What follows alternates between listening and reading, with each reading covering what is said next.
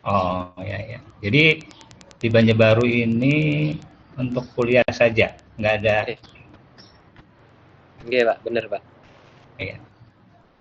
Satu lagi nih, Pak Poni, Bapak ya, Poni Penjahitan ya. Iya Pak, iya Pak, Bapak di mana posisi? iya di Kapuas Pak. Oh Kapos juga. Anu presentasi saya ada nggak terlihat? Belum ya? Mau Nggak ada. keluar Pak, lagi dalam Oh proses. Oh sudah, sudah ada. PowerPoint ya? sudah Pak. Ya PowerPoint. Iya Pak. Ya. Nanti sambil dibuka juga di Simari. Di situ ada form untuk absensi, ya.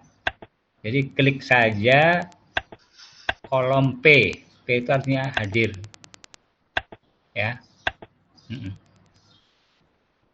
Sudah mahir kan buka-buka. Oke. Saya selamat berjumpa dengan saya yang mengasuh mata kuliah pengelolaan terpadu hama dan penyakit tanaman. Jadi apa namanya, mata kuliah ini pilihan kalau salah ya, pilihan di S2 yang kalian ambil agronomi.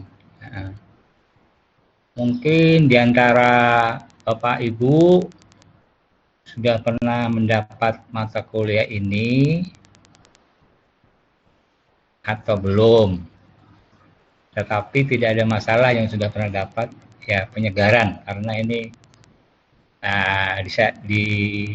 disajikan atau ditawarkan pada mahasiswa yang ambil S2 agronomi. Kalau Pak Eko saya tahu pertanian kami Eko Abbas Bilianto. Pak Poni S1 mana? S1-nya mana? Pak Poni. Halo. Satu Pak, Unlam juga Fakultas? Pak, Fakultas Pertanian Unlam. Tahun berapa? Fakultas Ambil Pertanian prodi Unlam apa? Pak. Prodi apa? Pertanian Unlam. Ya, prodinya, program studinya. Jurusan Oh, budidaya tahun Pak. berapa ya? Tahun berapa? Budidaya. Tahun? Agronomi. Tahun masuk? Tahun masuknya? Lulus tahun 1990, masuk tahun 92 Pak. 92, oke. Mungkin kenal saya juga sudah ya? Sudah kenal saya ya? Sudah. Oke deh. Pak Afandi, S1 mana? Unmul. Sudah kenal. Oh iya iya. Iya. Di Stiper, Pak. Stiker mana? Muntai. Stiper di Pasir, Pak, di Kalimantan Timur. Oke, ya ya ya. Ambil prodinya apa? Agroteknologi, Pak. Oke, teknologi. Lulus tahun? Tahun 2019. Wih, baru masih. Oke. Bu Emma, S1-nya mana Bu Emma? Unlam, Pak. Prodinya? Agronomi 2008. Lulusnya? Masuknya? Lulusnya 2014. Lulusnya 2012. Alhamdulillah, 4 tahun ya. Baiklah. Oh, Mas Tio nih. Mas Tio mana? S1 Mas.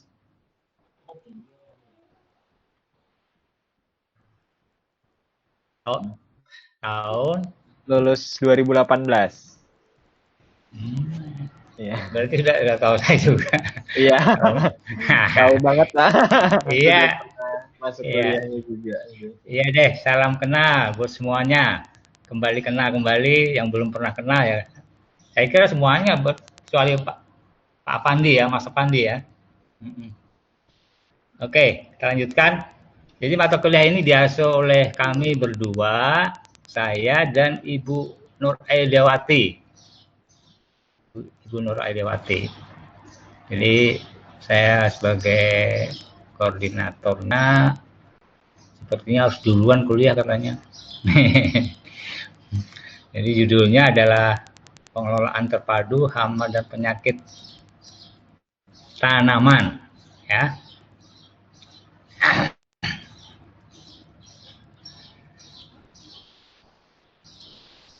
Nah, ini pustaka.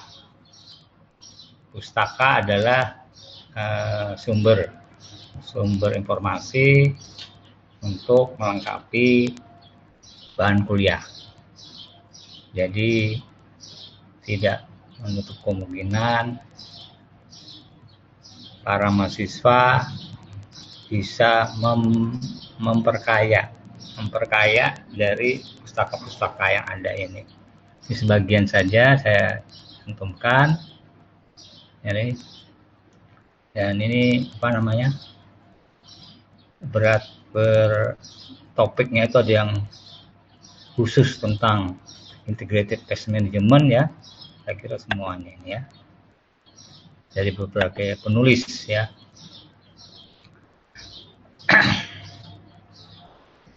Nah, kita mulai saja materi. Jadi kalau kita apalagi orang pertanian, semua udah pertanian ini, mengusahakan usaha tani tentunya mengharapkan usaha taninya berhasil, ya, berhasil. Kalau buah ya berbuah, kalau sayurnya ya bisa diambil sayurnya, kalau bunga ya berbunga, seperti anggrek bisa dinikmati, bisa dikomersilkan, ya. Tetapi pada kenyataannya hampir tidak selalu ya, tanaman kita yang kita tanam itu bagus, baik, ya, dan itu secara alami memang di alam itu ada organisme yang juga memanfaatkan tanaman yang kita tanam, ya, sebagai makanannya. Jadi kalau kita berpikir dia juga perlu hidup. Nah, jadi kalau kita melihat semua yang hidup ini perlu makan, perlu berkembang biak, dan seterusnya. Hanya saja kebetulan manusia ini kan diciptakan sebagai makhluk yang cerdas, ya, bisa berpikir. Ya, apa yang dirasa oleh manusia mengganggu kepentingannya, maka manusia ingin mengatasi gangguan itu, ya. Gangguan-gangguan pada suatu tanaman yang kita tanam itu diantaranya adalah ada yang kita kelompokkan secara gangguan fisik, penyebabnya abiotik, kekeringan, ketidaksuburan tanah, ya, kenaungan, ya, panasan, ya, sehingga itu akan mengurangi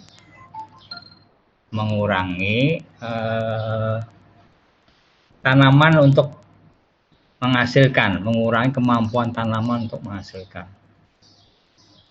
Itu dari segi yang abiotik. Nah, yang segi biotik apa? Yang hidup. Yang hidup apa? Yaitu yang disebut organisme pengganggu tanaman. Ya, organisme pengganggu tanaman. Kenapa dikatakan pengganggu? Ya karena tadi lagi-lagi manusia karena merasa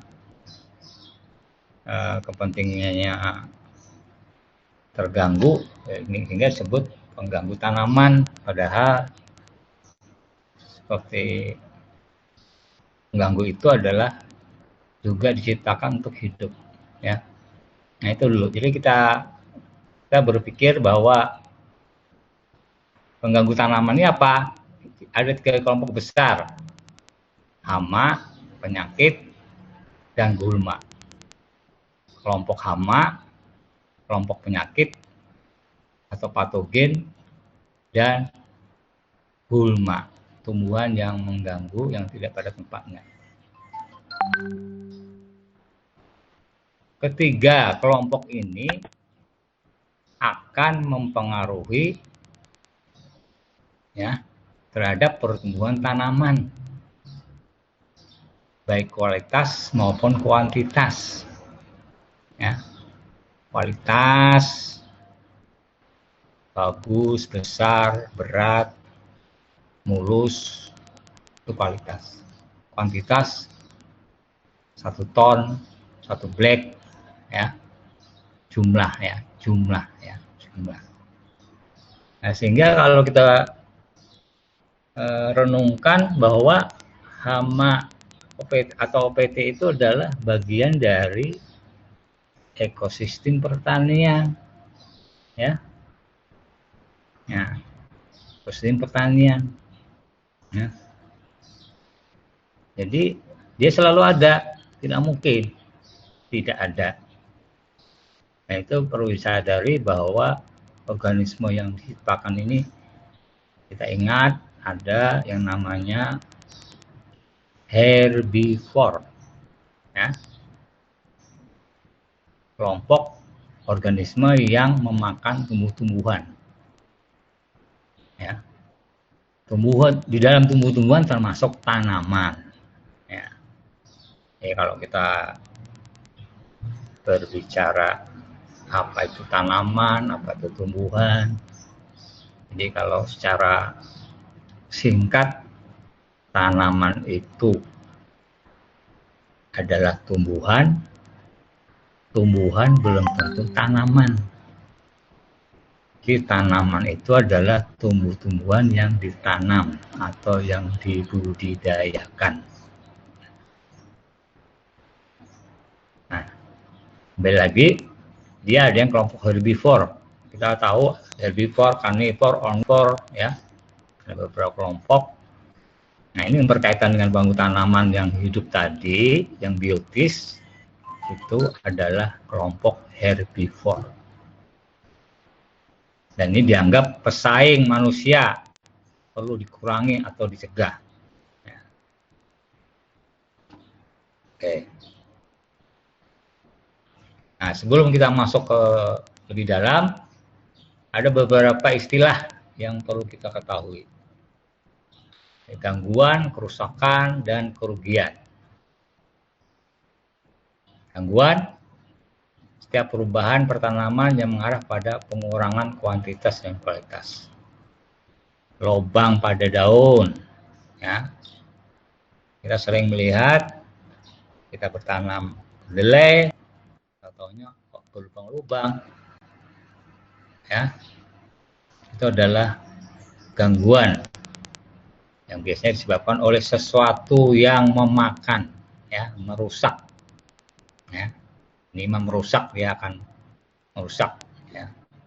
Bercak pada daun, penyakit, ya. Kemudian pertumbuhannya kurang baik karena ada persaingan. Kemudian ada tergerus permukaan daunnya, hilang klorofil. Semua adalah gangguan itu, ya.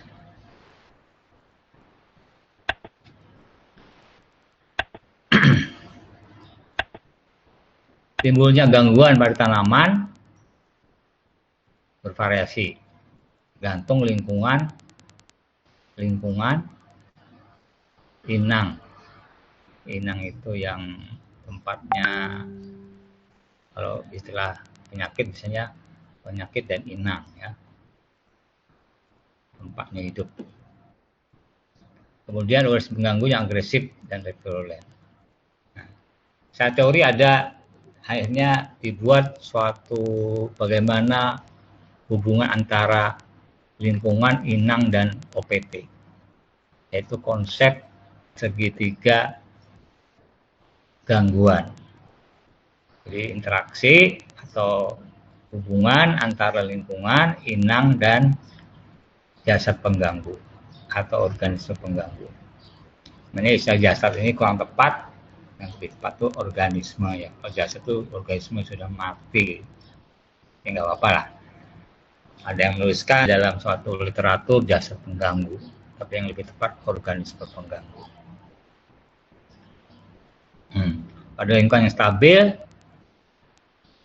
seimbangnya antara inang jasad pengganggu itu seimbang.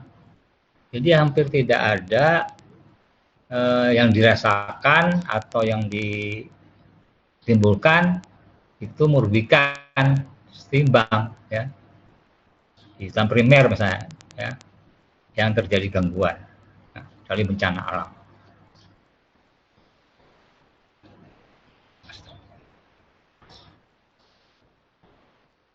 Kemudian ada segi empat gangguan. Nah, ini memasukkan unsur manusia. Karena manusia ternyata juga dapat menimbulkan gangguan. Ya. Karena rekayasa manusia, misalnya hutan dibabat, kemudian dijadikan perkebunan. Nah, itu secara tidak langsung, secara alami itu sebenarnya mengganggu keseimbangan alam. Yang tadinya keanekaragamannya tinggi dengan dibuat perkebunan sawit berhektar-hektar sawit semua, bukan istilahnya itu monokultur ya, sawit semua, karet semua. Nah, itu rentan terhadap gangguan. Nah, sekarang kalau kita boleh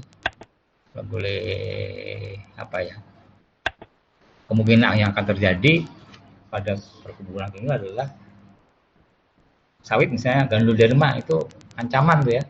Satu tanaman sawit kena, kemungkinan besar akan menyebar ke seluruh pertanaman. Dan itu penyakit Ganoderma itu, yang penyebabnya Ganoderma itu adalah penyakit yang mematikan. Itu harus dibongkar ya. Kemudian perkebunan lain, misalnya karet ya, itu juga rentan ya.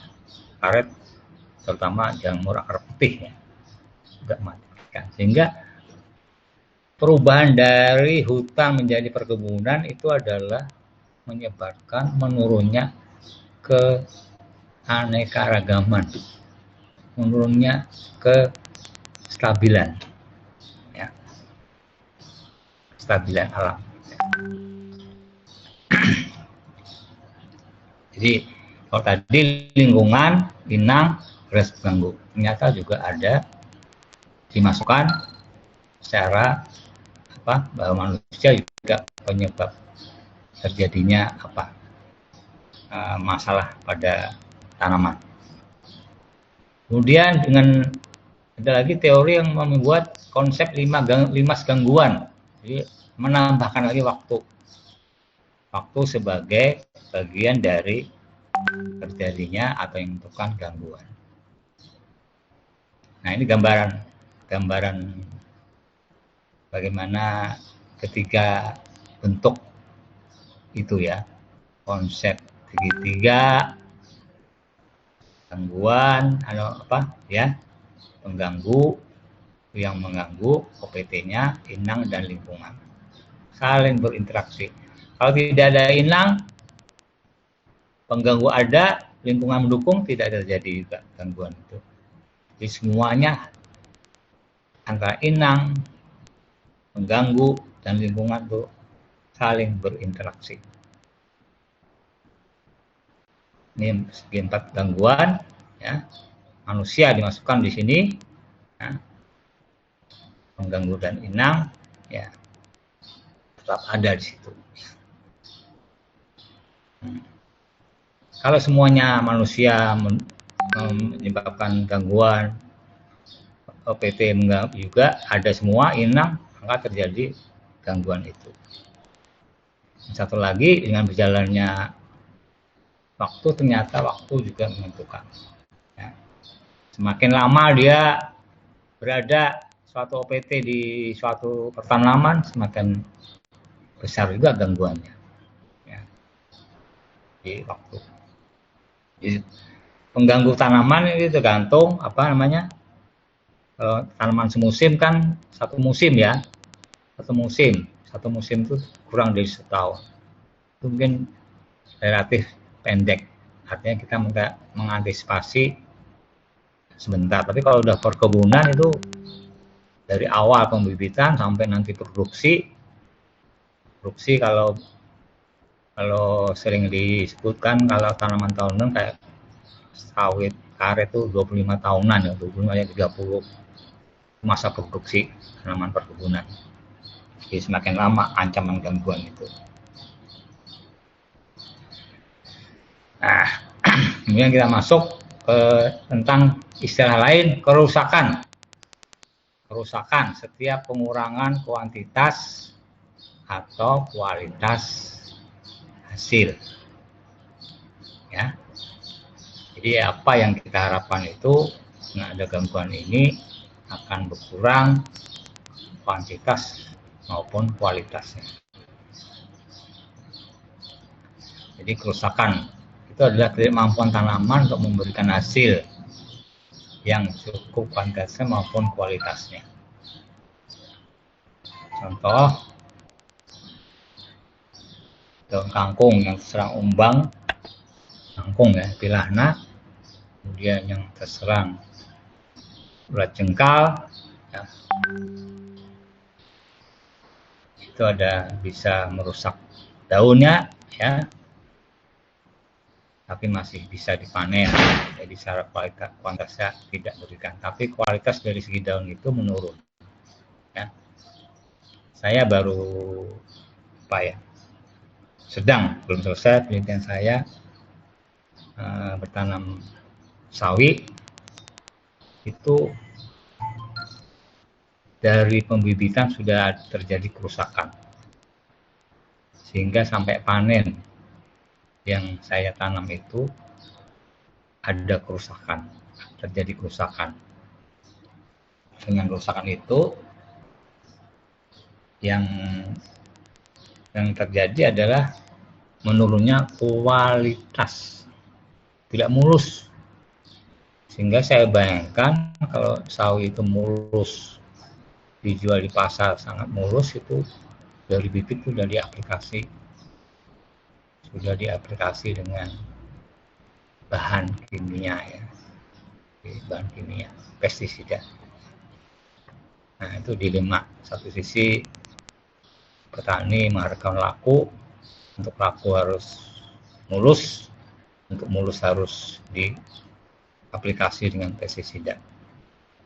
Saya mencoba penelitian saya penggunaan pestisida yang alami, ya ternyata yang alami semua rusak, walaupun kerusakannya lubang saja, ya lubang saja.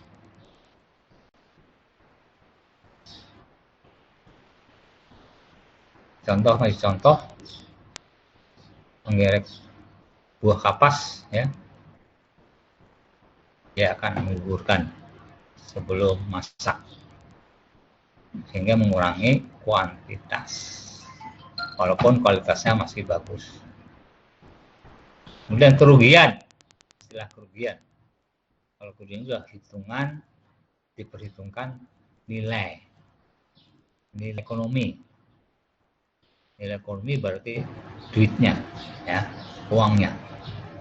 Nah, itu kalau sudah merugikan berarti tidak menguntungkan, uangnya tidak menutup biaya usahanya. Ya. Kan kalau kita berusaha kan tentunya kalau boleh untung, selalu untung ya. Tapi ternyata kadang-kadang tidak untung karena terjadi kerusakan. Jadi tadi apa tadi, gangguan, kemudian kerusakan dan kerugian. Gangguan itu bentuknya misalnya berlubang, ya, kerusakan sudah mengarah ke apa, kualitas dan kuantitas. Gangguan belum tentu menurunkan, artinya kualitasnya tidak mesti jelek ya, mungkin dia sedikit saja ya kerusakannya. Kalau sudah kerusakan nih mengarah ke penurunan. Kerugian sudah diperhitungkan antara modal dan hasil. Sejarahnya kemudian, jadi akhirnya tadi dengan ada gangguan ini manusia berpikir untuk mengurangi, tadinya berpikir menghabiskan ya, bukan memberantas. Jadi konsep perlindungan tanaman dulunya memberantas, ternyata tidak mungkin. Gangguan itu tidak mungkin dihabiskan karena tadi yang penyebabnya hidup, tidak mungkin memusnahkan sesuatu yang hidup ya, kecuali dari Allah ya. Mau musnah ya musnah semua.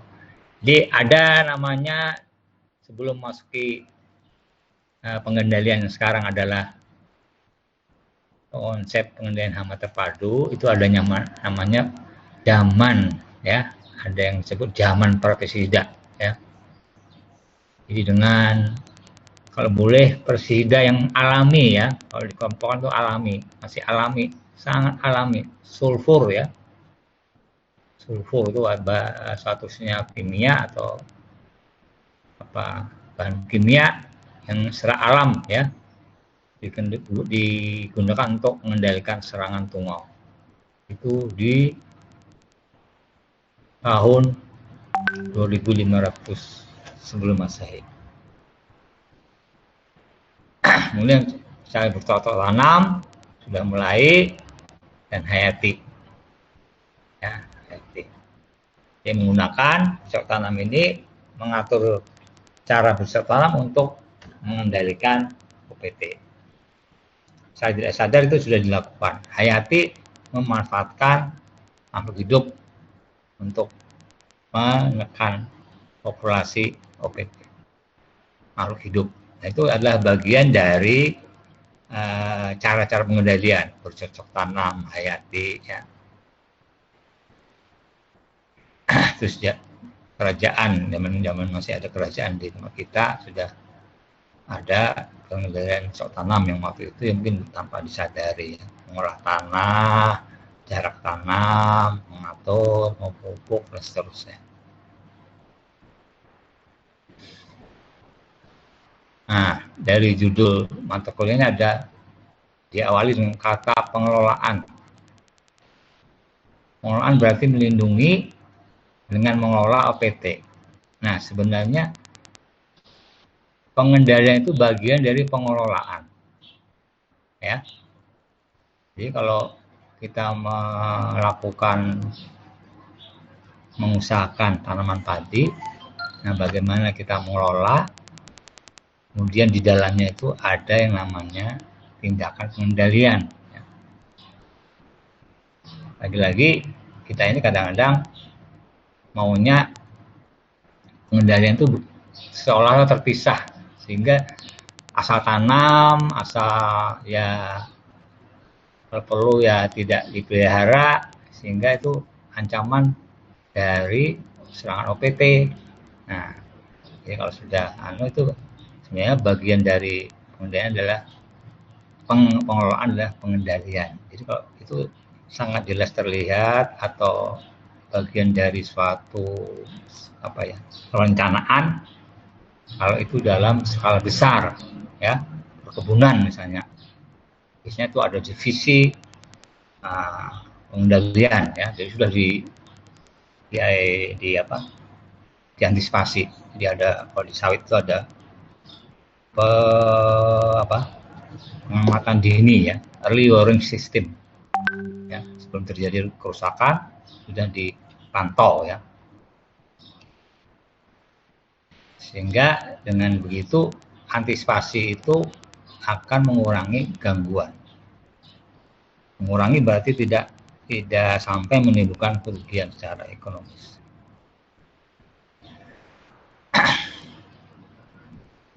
Nah, mungkin sebenarnya ini memadukan berbagai teknik. Gimana mau memadukan caranya saja belum tahu ya. Jadi ada yang tadi ada 5 cara pengendalian OPT ya, terutama hama ya. Itu undang-undang, cara bercocok tanam, fisik mekanik, hayati, tanaman tahan hama, dan yang terakhir pestisida kimia ya.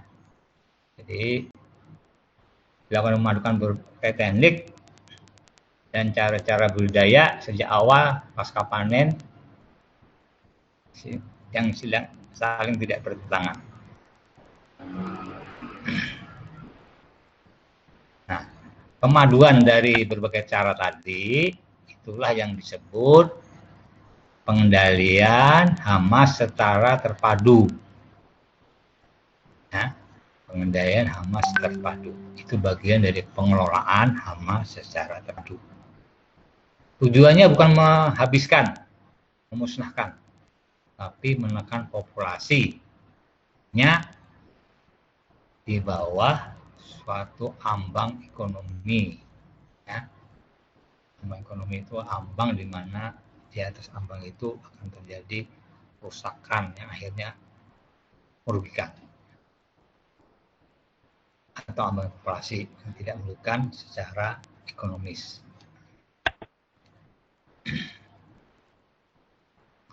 Sejarahnya bagaimana OPT itu pra-pestisida tadi, ini ada zaman optimisme, sekarang zaman PHT. Sekarang sudah zaman PHT.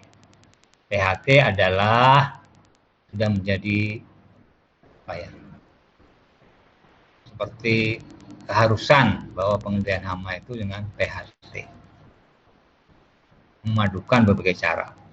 Jadi kalau kita di petani kadang-kadang masih kita pun ya, apa sih PHT itu? Kalau ada serangan atau kerusakan, cari obatnya apa? Langsung berpikir obat saja. Obatnya itu yang pestisida akhirnya. Jadi PHT sendiri ada berbasis teknologi dan berbasis ekologi.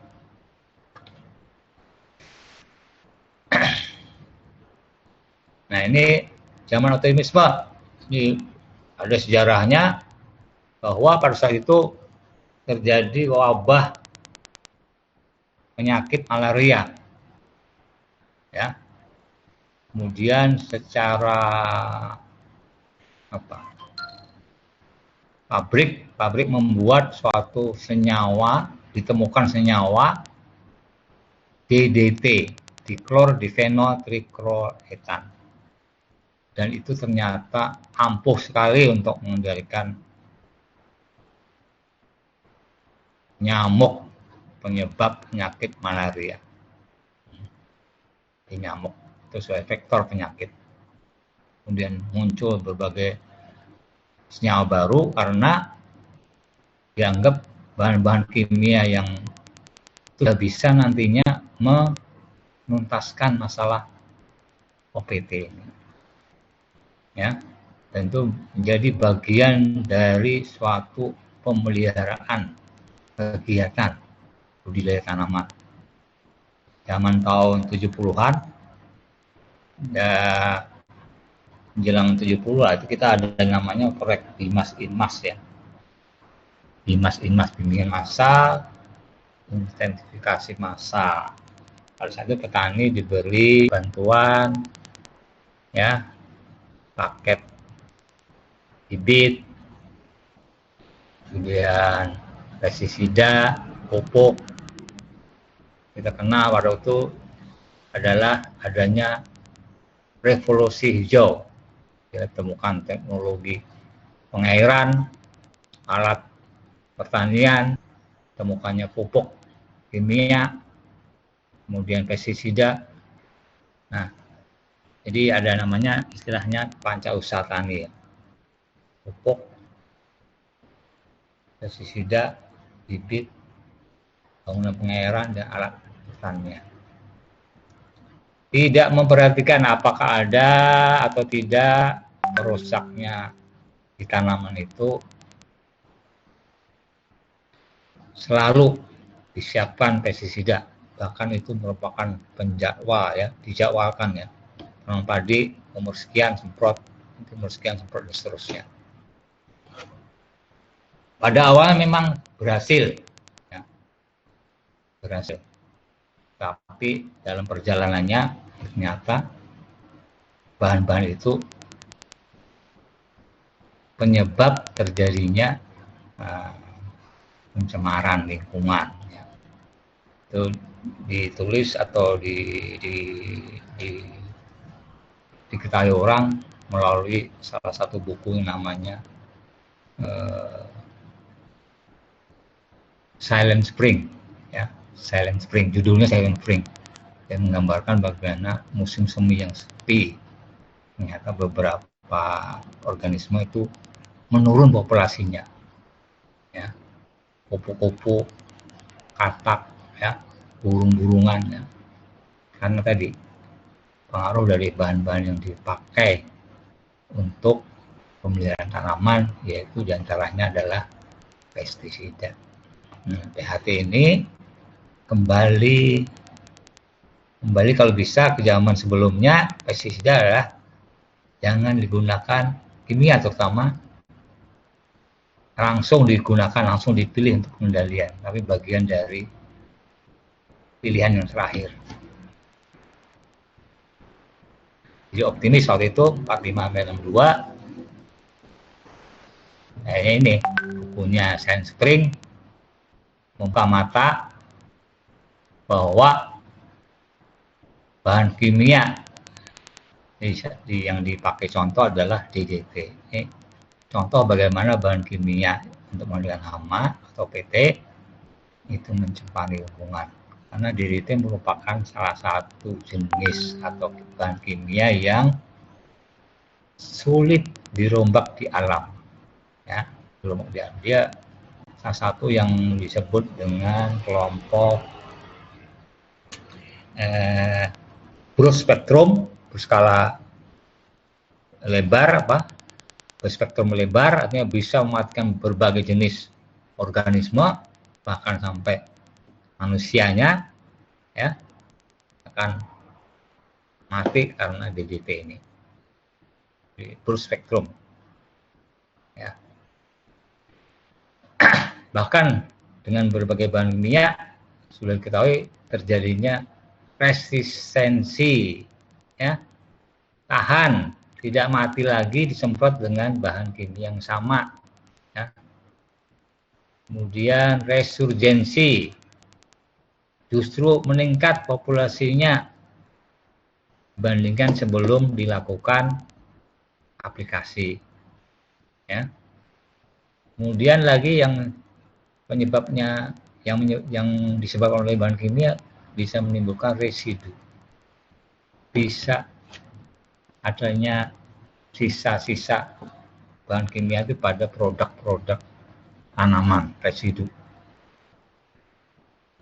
Salah satu produk pertanian ditolak kalau kita mengekspor, salah satunya adalah residunya itu masih di atas ambang batas aman. Ya, di negara maju sudah lebih dulu mengantisipasi bagaimana suatu produk tanaman itu tidak atau sangat sedikit meninggalkan residu akibat kegiatan pengendalian OPT. Salah satu residu itu adalah bahan kimia, ya. Sekarang ada istilah pertanian organik. Nah, organik tidak ada atau sangat ditekan atau sangat sedikit diberikan bahan kimia, dari pupuk sampai pestisidanya.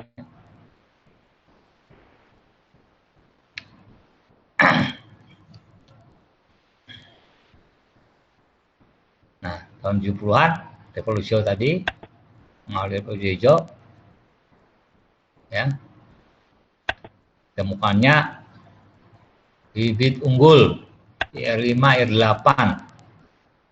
Kalau yang di Indonesia, sudah dibudidayakan di Indonesia, IR diganti PB, peta baru, PB5, PB8.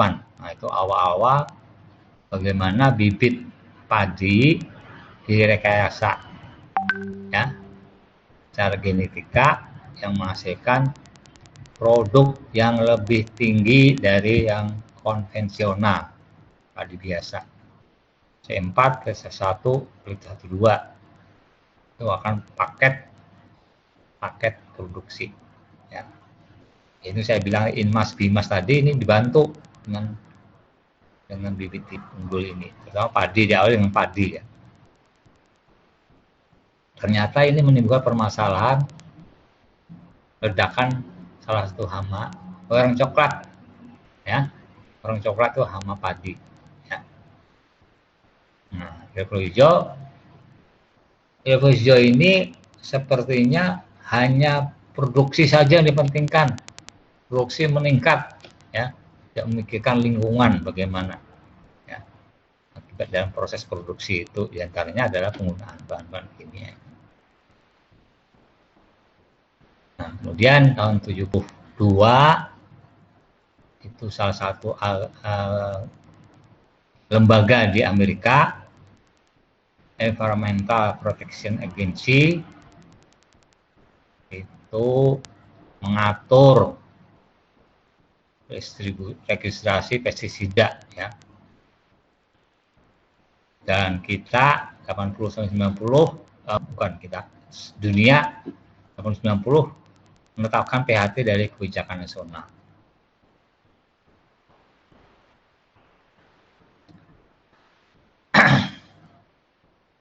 Dan diadakan pertemuan, ya, KTT Bumi, ya, zaman PHT ini sudah orang sadar bahwa perlunya cara pengendalian EPT yang lebih baik, ya.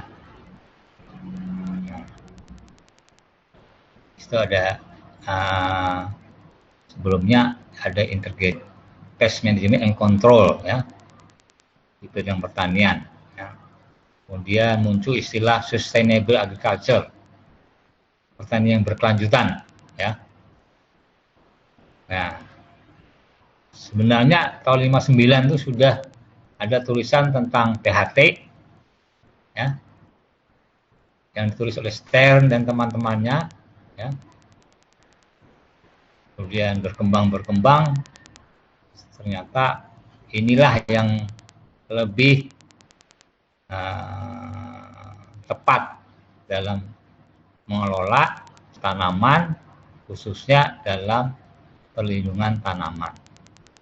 Kemudian Indonesia khusus membuat suatu dasar hukum, Undang-Undang Nomor 12 Tahun 92, Sistem Budidaya Tanaman. Kemudian diikuti sebelumnya sudah ada pelarangan 57 jenis pestisida dilarang digunakan pada waktu itu hanya tanam padi. Kemudian 95 keluar lagi peraturan pemerintah tentang perlindungan tanaman, ya, yang di situ adalah menetapkan bahwa PHT merupakan cara untuk pengendalian OPT, ya. Ya, diikuti dengan peraturan lain yang bagaimana menentukan batas residium maksimum.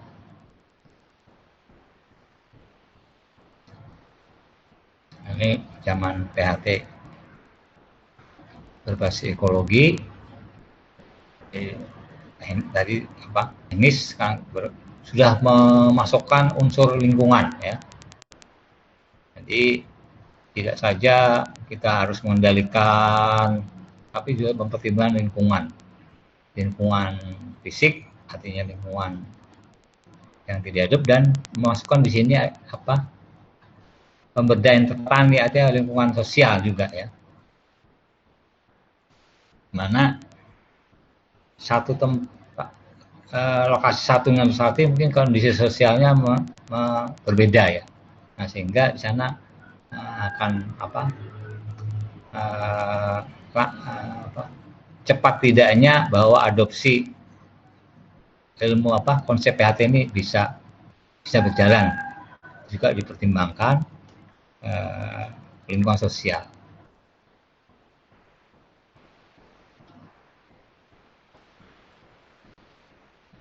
Atau kearifan lokal juga dipertimbangkannya. Kemudian muncul eco farming melalui mikroorganisme lokal. Jadi banyak sebenarnya mikroorganisme lokal yang dapat dimanfaatkan untuk bagian dari pengendalian, seperti agen-agen hayati yang sudah ditemukan, yaitu untuk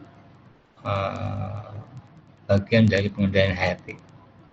Nah, kemudian ada ada suatu kegiatan yang namanya SLPHT, Sekolah Lapang Pengendalian Hama Terpadu. Itu adalah mekanisme bagaimana PHT itu dikenalkan kepada petani. Diharapkan petani akan melakukan pengendaliannya pada lahannya, pada usahanya secara PHT. Sampai sekarang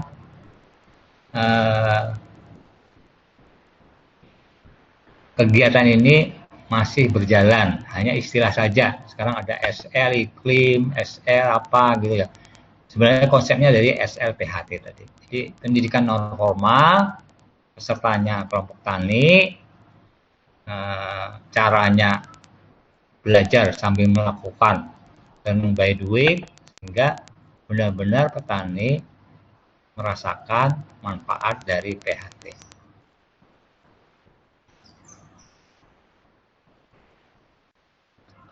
Nah, ini tadi dari 50-an fisik mekanik, ya pengendaliannya asalnya fisik mekanik, kemudian menggunakan bahan kimia setelah tahun 50-an masuk ke era seluruh dunia 60, diproduksi secara besar-besaran bahan kimia itu, ya itu ya pada saat itu adalah munculnya istilah revolusi hijau. Di kita tahun 70 masih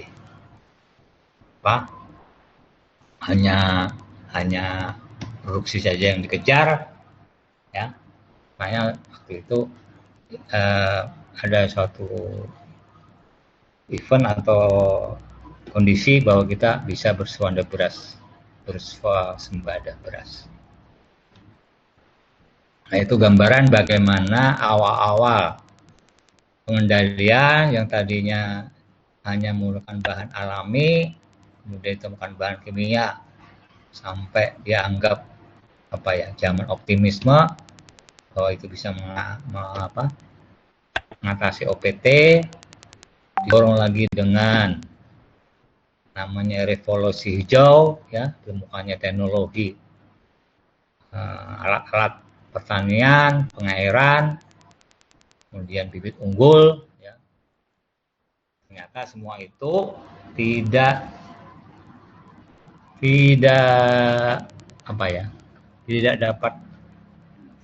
masih banyak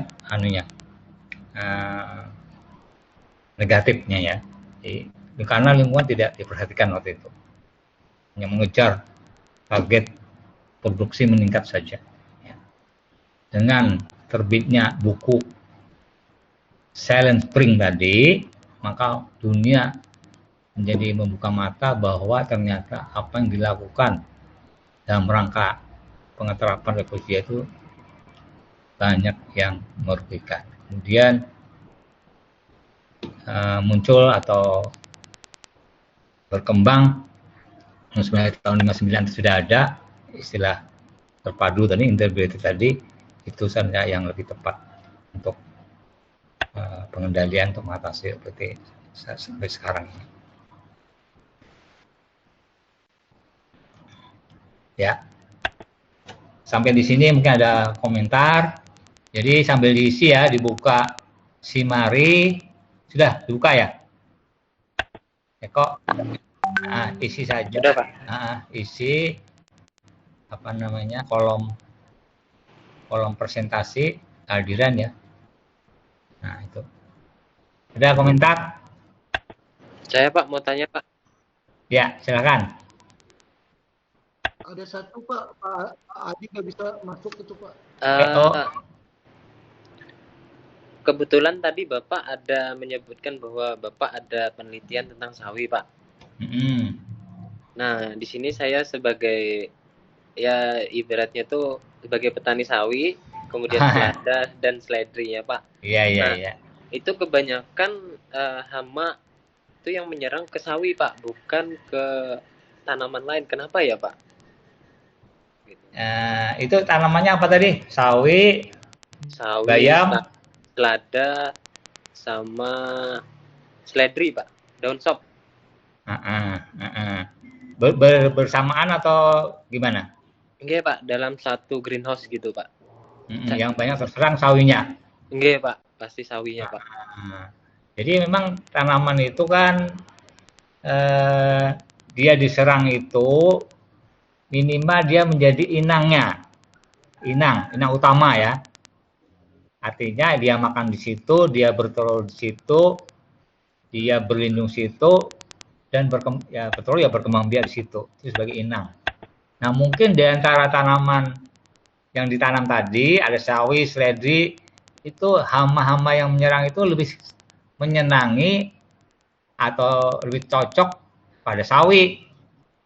Nah, tapi tidak untuk kemungkinan seandainya sawi tidak ada, hama yang sama bisa menyerang tanaman seledri atau apa tadi? Apa tadi? Selada Pak. Ya, selada. Jadi itulah. Jadi hama ini sebenarnya atau yang kita sebut hama itu sebenarnya dia merusak juga untuk makan dan bisa menjadi inangnya. Jadi saya kira itu dia lebih cocok di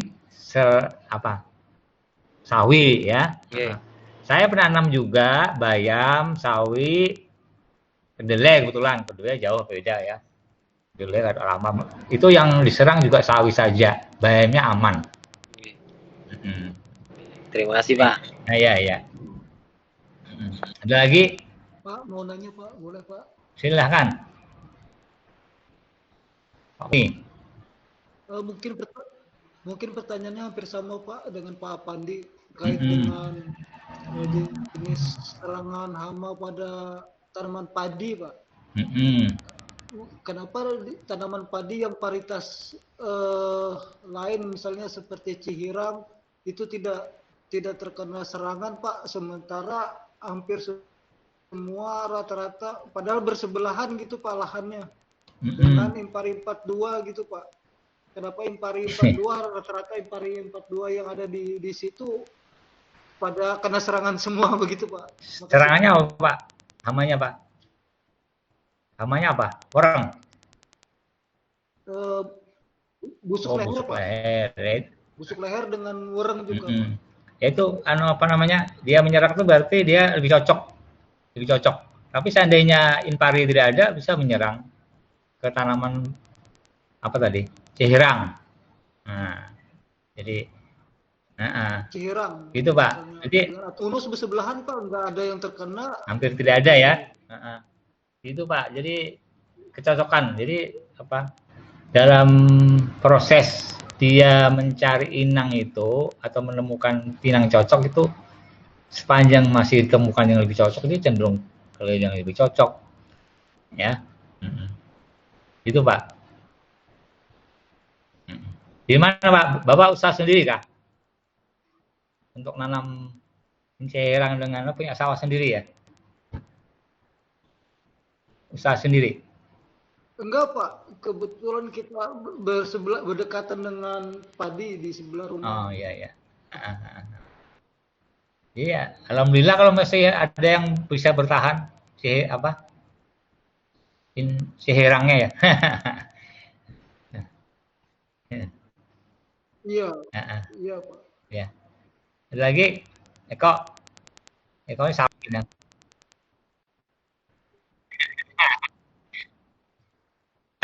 Iya.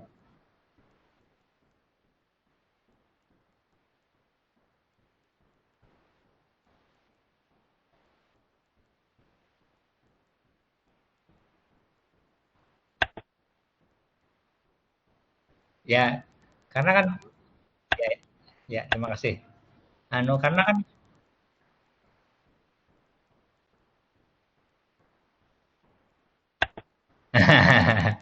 gangguan itu bisa saja dia apa membawa sesuatu yang sebagai sumber sumber hama atau penyakit. Makanya ada lembaga karantina itu juga salah satu penyebab gangguan untuk mencegah gangguan akibat olah manusia. Kan kadang-kadang kita membawa suatu bahan tanaman itu kan kadang-kadang sudah ada sumbernya ya, penyakitnya ya.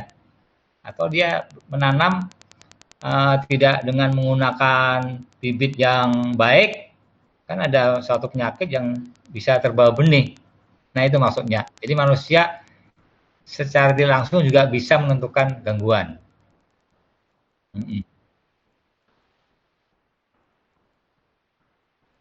Oh ya, ya.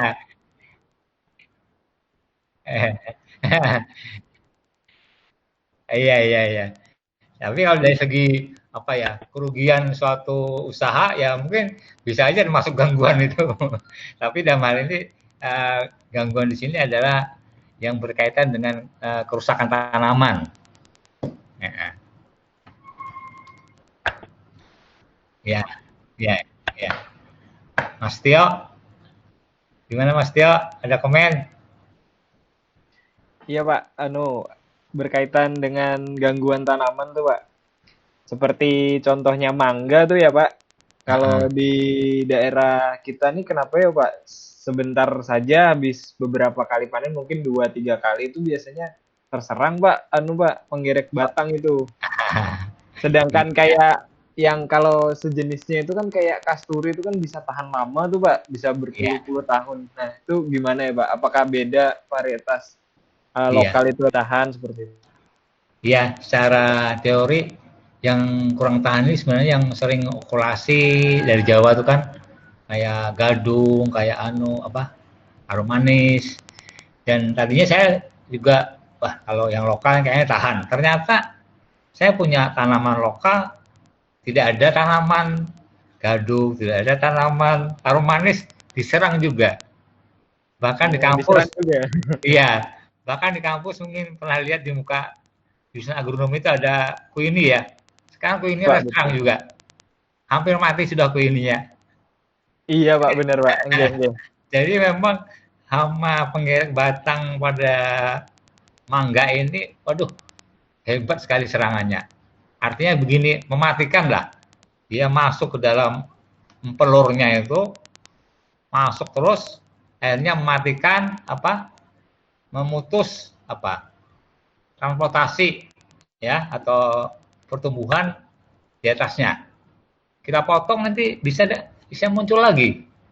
Jadi memang kalau saya menyarankan kalau menanam tanaman yang menghasilkan jangan pilih dulu lah, mangga dulu lah. Yang lain aja. Mangga rawan, mangga rentan terhadap penggerek. Saya sudah satu pohon juga di rumah ini mati ya. Oke, Pak, berarti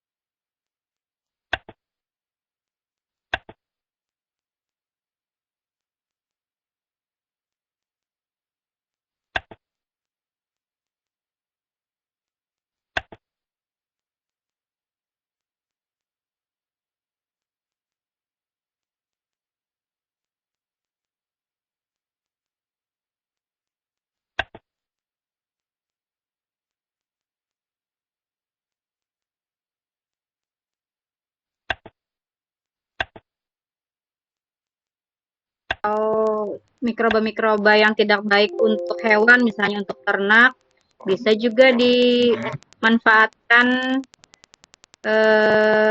tanaman-tanaman khusus gitu Pak sebagai agen hayati gitu, apakah bisa Pak? Apakah dikaitkan dengan hal yang terpadu apa bisa masuk itu Pak pengertiannya Pak?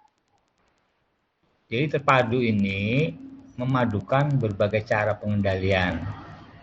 Kalau itu virus atau apa tadi yang bermanfaat bisa menekan pertumbuhan organisme pengganggu, sangat baik itu bagian dari pengendalian hayati. Penggunaan makhluk hidup, sebenarnya antagonis trichoderma ya.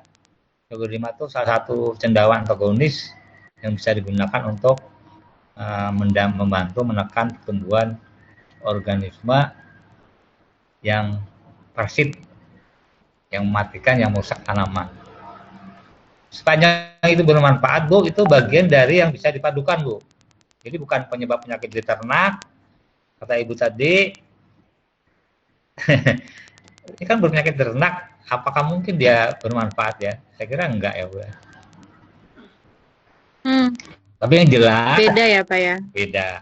Jelas ada memang penghati dengan menggunakan mikroorganisme ya.